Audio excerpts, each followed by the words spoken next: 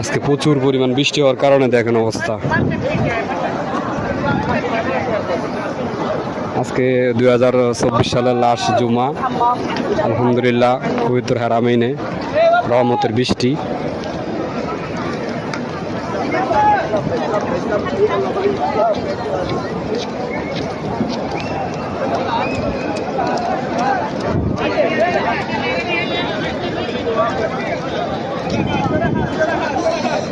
মাশাআল্লাহ মাশাআল্লাহ।